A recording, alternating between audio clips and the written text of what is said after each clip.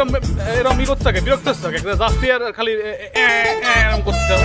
আর বললেন না, প্যান্ট হয়ে গেছে ঢিল। প্যান্ট ঢিল হয়ে গেছে, এর সমাধান আছে।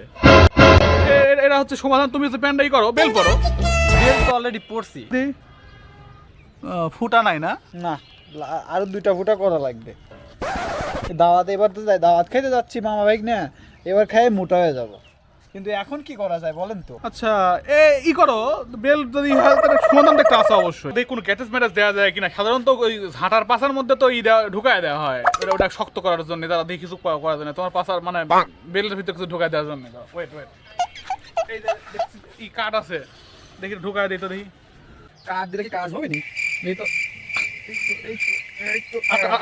আরেকটা লাগতো মনে হয়। থাকে না?